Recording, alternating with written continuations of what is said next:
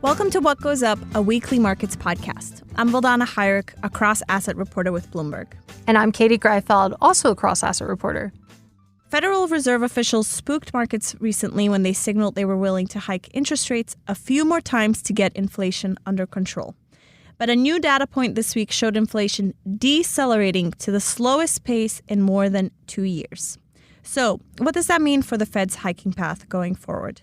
We're going to get into it with the Chief Investment Officer of Fixed Income at the largest asset manager. I'm super excited for that conversation, Katie. But first, you're filling in for Mike Regan. I am. Hopefully, we're going to talk about bonds. We're going to talk about the Fed. We're going to talk about inflation. We're also going to talk about exchange-traded funds. Yes, I love ETFs. We all do. You love ETFs more than I do, actually. But probably. Yeah. But this is like basically people getting a view into mine and your daily conversations at our desks. This is literally, we sit around and these are the types of things we chat about all day long. Just to put a visual in here, Vildana and I sit back to back. We're constantly swinging around and saying, holy moly. Holy moly. Did you see this? What yields are doing right now? Have you taken a look at the 2's10 curve? Even today, this morning, we were talking about real yields. Yes. They are super high right now. And I said, how high? So high. And you said so high, LOL. Yeah. You know what else we should chat about? Tell me. Other non-market stuff? Theoretically. So I have a question for you. Yeah. Barbie or Oppenheimer? I do love that. How do you pronounce it? Barbenheimer? The double feature, people seeing both in the same day. I think that is hysterical. Do that with me? I would love to. You had to say yes. I know. We'll plan it. Maybe our guest wants to come with us too. Let's ask him. We can ask him. I'm so excited to have him on. He has so many accolades. Like really, we were so thrilled to be having this conversation. It's Rick Rieder, BlackRock's Chief Investment Officer of Global Fixed Income. Thank you so much for joining us. Thanks for having me on. I'm looking forward to it. It's very fun. Barbie or Oppenheimer for you? I don't know. The question's all going to be this hard because I can't. I don't know. That's too hard.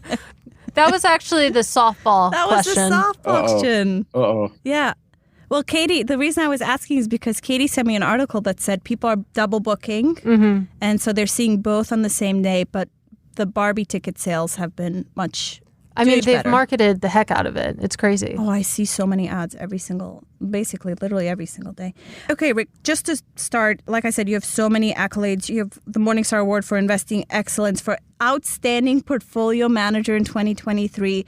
Just your fixed income group at BlackRock manages $2.7 trillion with a T. So maybe just to start, you can lay out your market views for us.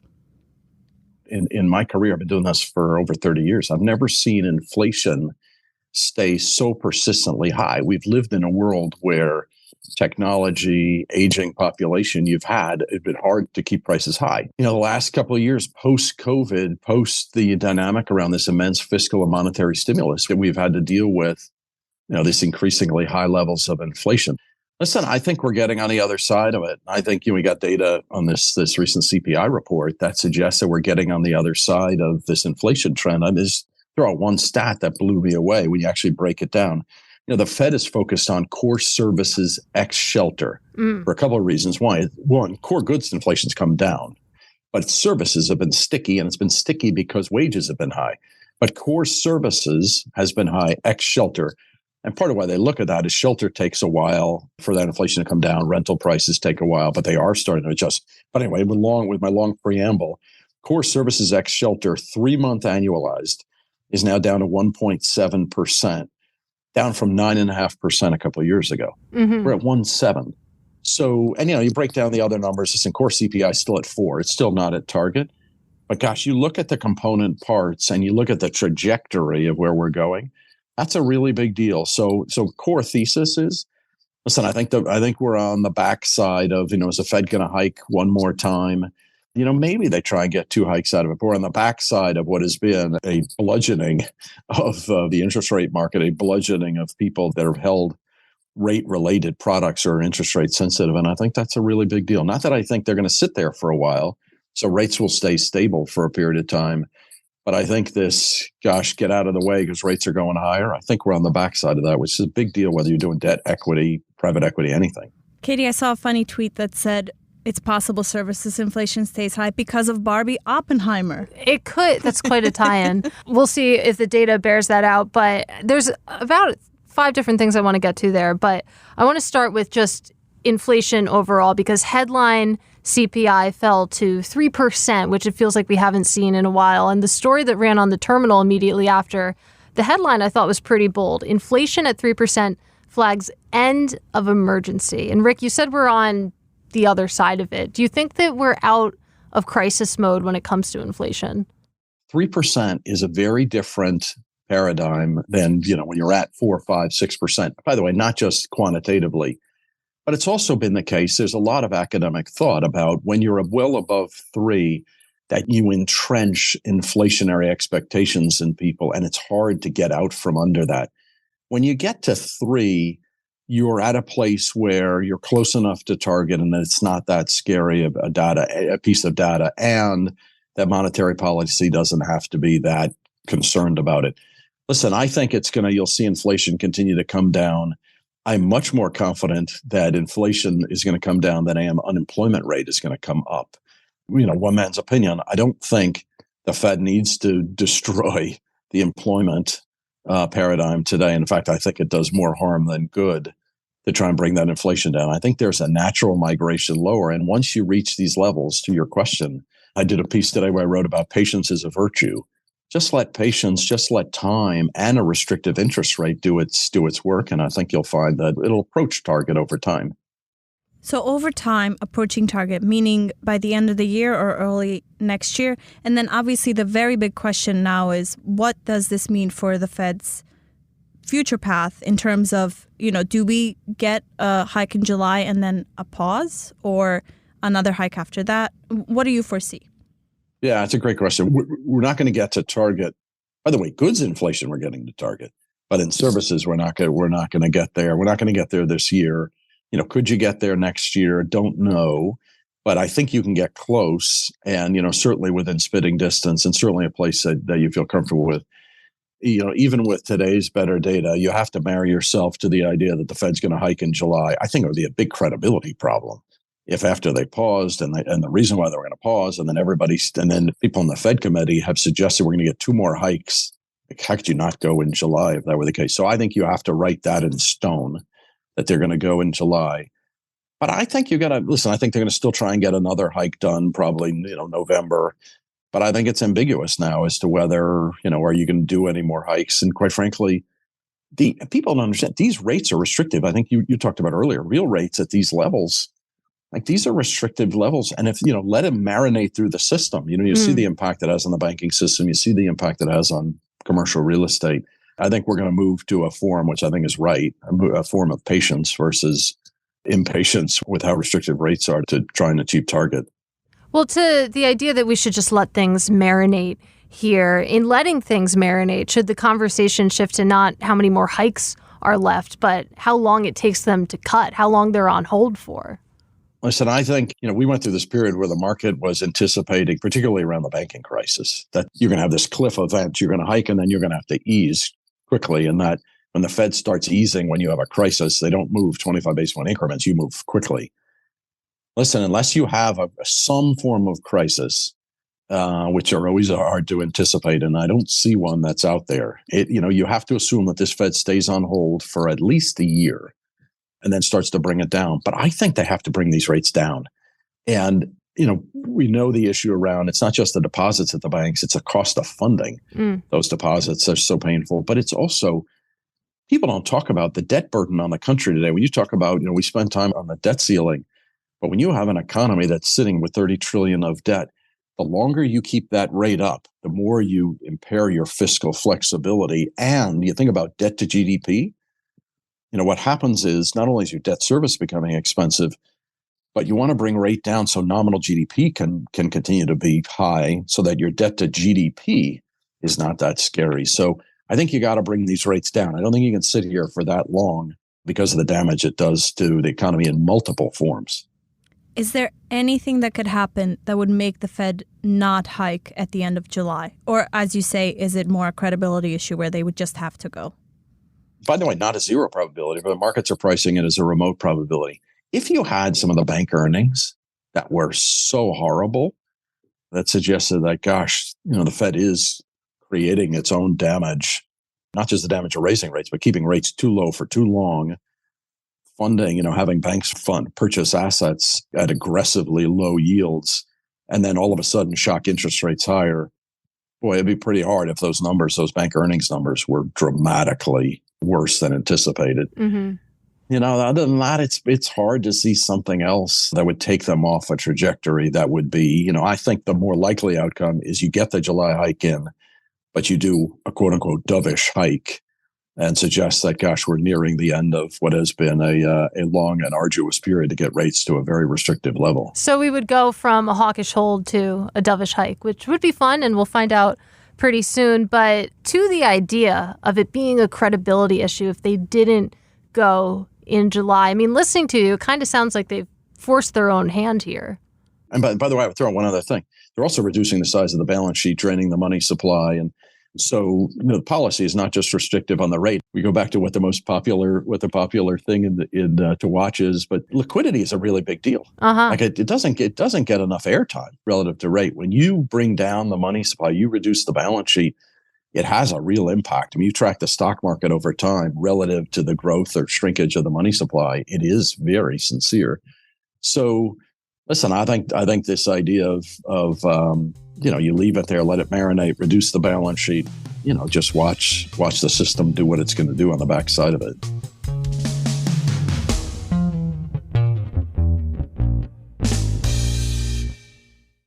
I want to go back to what you were saying, that policy is restrictive right now. You can see that in real rates and just the level of where we are right now. So you have to bring rates down at some point. But where do you think neutral is after what we've been through? Wow, it's a great question. That is a great question. So that was the softball. Yeah. Oh my God. I would say hopefully the questions are going to get easier from that I'm stumped. So, it's real rates and nominal rates. And so let me say from a real rate perspective, the way you guys started this, should real rates be closer to, depending on where on the curve you think about it, closer to 50 basis points to 100 basis points. I think that is, we're way above that today, particularly out. We think about where the 10-year point is today. And so, that I think can come closer to what is the neutral long-term rate. And then if you said, I have a very non-consensus view about this. I think the Fed should leave the funds rate at somewhere between 2% and 3% for a long period of time. Once you get on the other side of inflation, why not 2%? I think the idea being that we're going to have, because of deglobalization, you're going to have, because of the demographic, shortage of labor, you're going to have a higher inflation, structurally higher inflation. So should it be 2.5? I don't know. Should it be 2? But I think they should leave the funds rate there for a long time. I think the Fed, I know I've talked about it before. If you take the last 75 meetings of the Federal Reserve, 65 of them, they've kept rates excessively low or changed it. I just don't think you need to spend that much time tweaking it. I think they should leave it at a reasonable level and let the system recalibrate, because the U.S. economy is the most flexible, adaptive, technology-oriented economy in the world, and it will adapt. What about their 2% inflation goal? Because I think one of the Fed officials this week was asked, are you willing to sacrifice the economy just to stick to that 2% goal, like the altar of the 2%? Is it worth sacrificing the economy just to get to that point that you have been telling people you would get to? Is it a false god? Is it? Wow, a Taylor Swift reference. Yes. One man's opinion, I think there is, you just had massive monetary and fiscal stimulus. You got to give it a little bit of time. Like this whole idea of there's a magic to 2 doesn't make any sense to me. That you just had immense stimulus, let it play out. By the way, 2% over the intermediate term, I get 2% over any short period of time. It doesn't make any sense. Particularly, the Fed's raised interest rates 500 basis points. The unemployment rate is 3.6%. How much do you have interest rates? How much would you have to move them to get the unemployment rate to a level to slow wages and get it to a level that you're coming? It's not worth it. Mm-hmm. Why would you take millions of people out of work because you need to go from 2.7 to 2? It's why do it? I'm not talking about this too much, but the people that get hurt by the higher levels of inflation are the people you're going to take out of work. And I think there is, you think about when you raise rates to these levels, you're actually creating an income benefit to people, the wealthier people who are savers, and you're hurting the people that just love to borrow. And I just don't think that trade-off makes any sense. This too is some magical, mystical perfection. It doesn't make any, it's illogical to me. I mean, listening to you talk, and you also made the point that the Fed probably doesn't have to murder the labor market here. Just to tie a bow on that thought, do you need to get the unemployment rate above 4% to get back to 2%, or can we have this sort of happy balance? So I think the system will recalibrate itself. And I think technology, first of all, we're about to go through the most extraordinary productivity growth, I think, certainly since the internet, and maybe even more so. We really don't know how many job functions are going to be eliminated through AI. We don't know how much true efficiency is going to be created. And so this whole concept of, gosh, there's a number that we need to get to in payroll. And by the way, I'm not convinced that wages is that sincere to service inflation. I think it's an indicator, and I think it can be representative. But you think about it, we went for a long period of time where you had low levels of inflation. I think it is an academic exercise, and only that, to suggest there's a level of employment that creates this level of inflation, particularly when you don't know how much efficiency you're going to get off of AI, how much technology, how much substitution effect that you're going to see play through. The world is changing so quickly in so many ways that I just think those historic calculations in what was a simple economy, cyclical, goods-oriented economy, just don't hold anymore. I want to ask you about that, broadly speaking, and about what we've seen so far in 2023, because everything has gone basically not in any way that anybody predicted. Like, the stuff that's up is stuff that nobody thought would be up this year. What is it about this year that's been so difficult to make sense of? Or is it just the reality of the post-pandemic world where people are just having a more difficult time making some of these forecasts? I'll go back to the first point on AI. 7 stocks driving the market. If you eliminate those 7 stocks of the equity market and you look at it and say, gosh, it doesn't seem like, market's not up that much. It doesn't seem that aberrational. And by the way, there are a lot of equities now that trade at 3, 4, 5 multiple of cash flow that are pretty reasonable.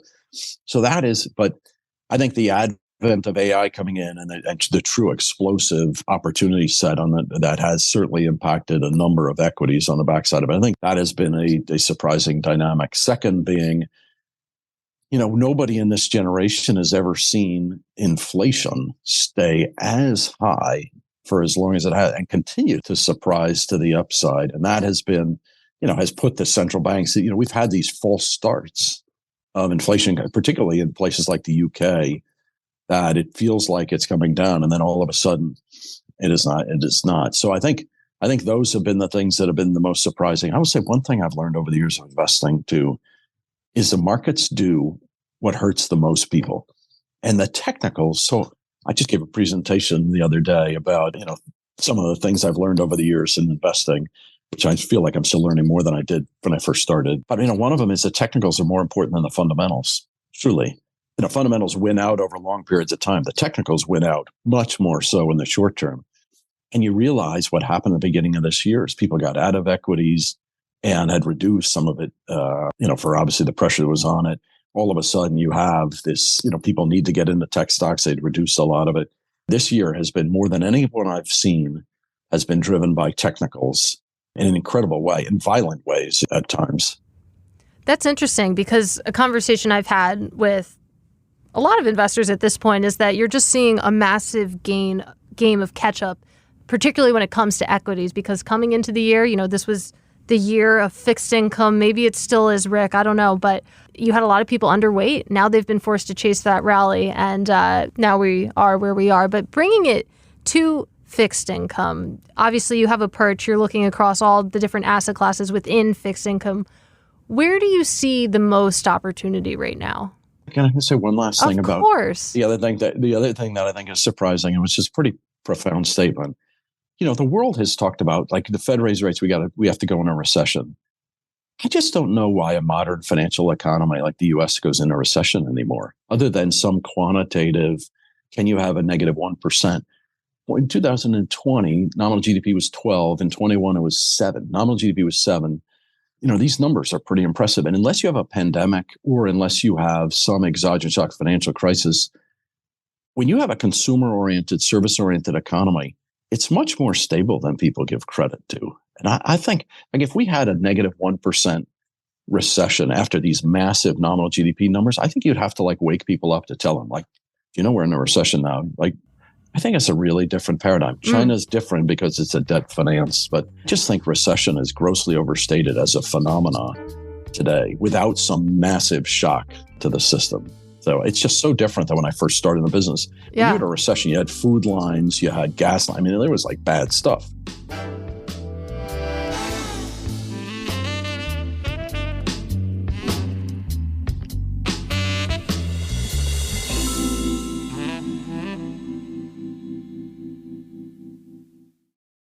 We've already seen a lot of these recession calls for 2023 get pushed into 2024. But if we don't get a recession, I mean, how do you invest along that? Are there any markets where you can see that a recession is mistakenly priced in? Yeah. So by the way, it gets to this point about, why things have been surprising and why the equity market has, people were like, get out, earnings estimates. We saw earnings estimates that almost were quantitatively impossible to hit unless the big tech stocks get devastated for some reason. And I think now people are realizing that even if you had a moderate recession, even if you had one of these 2 quarters of negative small size, is it really going to change, what your asset mix is going to be in terms of your portfolio?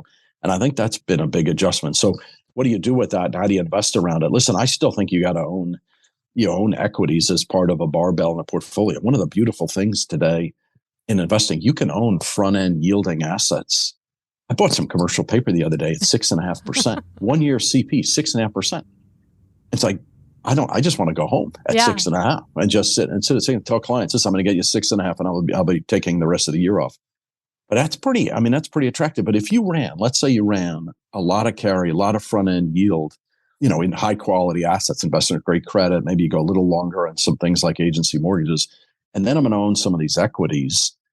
And, we assume that the equity market, if companies can throw off 10, 12% return on equity, you could generate a nice return in a portfolio. And then, quite frankly, more stable than you have historically because you're getting a lot of carry from your fixed income. Quality assets in fixed income doesn't mean you have to stretch for fixed income.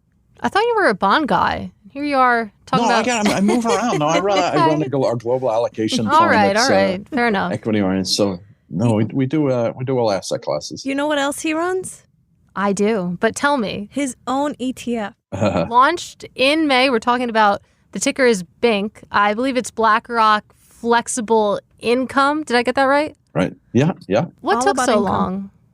Listen, I think the advent of ETFs has been, largely, the size of the ETF market has been in the passive space. I've been managing ETFs for years in some of the big indices, and the advent of running now active ETFs, the growth of active ETFs has really accelerated. And quite frankly, now the ability to use different tools to run an active ETF in as efficient a way as you can as a mutual fund is now there. So like I say, I use things like HYG or LQD or obviously SPY or so many different tools that allow me to run in an open architecture, transparent portfolio. You can run it and create similar returns you run in a mutual fund. And I feel like you've hit that inflection point today around the scale of the ETF market, that running an active ETF, you can do it effectively. So anyway, I'm super excited about it. It's been obviously, I've managed and traded gazillions of them for years. To be able to manage that type of portfolio has been a lot of fun. And there's been a lot of excitement around it, which has been great. Well, I think the most interesting part to me is that there's a person behind the ETF. Like, you're kicking off this trend of people basically attaching their names to the exchange-traded fund. I really think you were the first, and now we're seeing sort of... Dan Iveson from PIMCO launched his first ETF this year. Who was it? Ed Perks also came out with his own ETF. So there's definitely a migration of some of these star managers, such as yourself, coming over to the wrapper officially, even though, to your point, you've been using them for a while in portfolios. Yeah, no, it's been, I don't know about the star category, but I definitely. He's humble. Yeah, I think it's, meeting with a lot of clients, which I haven't heretofore, who are in the ETF that do models and what have you. You realize the efficiency of them, the tax efficiency, the transparency. You can build models around it. I mean, it's an innovation that's going to continue to grow. And so it's been a lot of fun. I've met a lot of new people in new areas around doing it. So, I don't know, it'll be exciting. But I say the technology allows you to do it pretty efficiently today. Rick, I have a million more questions for you, so we'll have to bring you back on. But Rick Rieder, BlackRock's Chief Investment Officer of Global Fixed Income, we're so happy you could join us. We can't let you go yet. Okay. We have to play a quick round of craziest things we've all seen in markets this week. And I think Katie promised me a really good one. I actually came completely unprepared. You'll have to do it on the fly.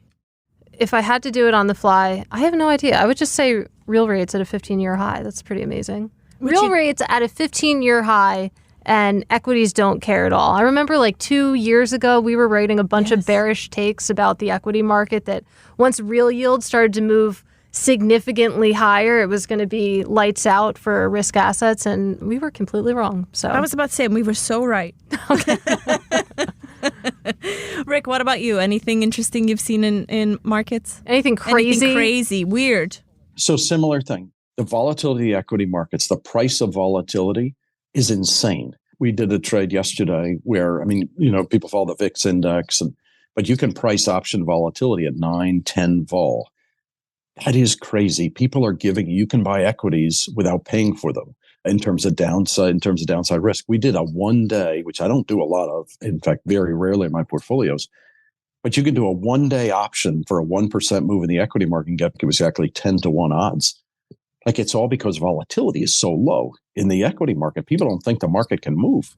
But while rate volatility is really high, it's interesting. With my career, like equity people and bond people work in different buildings. And so there's times that there are aberrations between the two. Like I said, I still do both, but most people work in different buildings. And like, this has been an amazing one, like equity vol. Like, I keep looking at those markets thinking, why are they giving that? Nobody's buying insurance to the downside today. So vol trade's super cheap. I saw a note that said, I forget how many days we've gone, like weeks without even a 3% drawdown Unbelievable. in the stock market. So, yeah. But a lot of up days. You can buy upside. Yes. That's the beauty of it. You can buy upside convexity pretty cheaply today. Okay, my craziest thing has nothing to do with any of these things. Great. Hit me. I'm going to tie it back to this, I promise. There's a Bloomberg story out that there's this new trend of restaurants providing stools for people's purses. Okay. Have you seen this? No, I don't go anywhere. Me neither. I only go to the movie theater with you, basically. Right, yeah. When I force you to come with me. But if you go to a fancy restaurant and you have a super fancy purse, they'll bring you a little stool. Huh. And then you can, your purse will sit there with you and it will eat dinner with you. What a crazy thing in markets. What a crazy thing in markets. That's not it. I'm tying it back, I promise. There actually is a handbag that sold for a crazy amount of money in recent weeks. It is so tiny that you need a microscope to see it. I've seen this. It's a Louis Vuitton-inspired neon green miniature purse created by an arts collective in Brooklyn. It's smaller than a grain of salt. Rick, have you seen this? Have you seen this story? No, come on. Yes. Come on. It's cute. It's small. It's so tiny. It's narrow enough to pass through the eye of a needle. They made it using 3D printing, and then the person who won the auction got a microscope for viewing it because it's so small. Anyway, it's time to play. I have so much trouble saying this. The price is precise. I'm going to have you guys guess what the auction went for. What was the winning bid? Okay. $400,000. Rick? Come on. I'm at $30,000. Wow. That's quite a spread. The delta. Who won? Not you. Oh, really? No. What did it sell for? Well, isn't the price is right? You're supposed to be low anyway. So I figured I'd go go Oh, jeez. Can't go over. Not the price is right. We can't call it that. We can call it the price is precise, though. Yeah. Okay. I understand. I hear you. Okay, the winning bid for this tiny thing that nobody can use or carry anywhere $63,750. I'm really surprised. So crazy. I got it for you for your birthday. Oh my God, thank you. You're That is welcome. so excessive, but thank you. You can bring it to the movie theater when we go see Barbie. I hope Barbenheimer. I don't inhale it by accident. When you eat popcorn. Yeah. Rick Rieder, thank you so much for joining us. Katie, I'm so happy to have you on the podcast too. I don't miss Mike at all. Yeah, I don't even even a remember little. that man. Who? What's his last name? I I don't don't even know. remember. This was great though. Thank you, Rick. Thank you both so much. Thanks for having me on. It was awesome.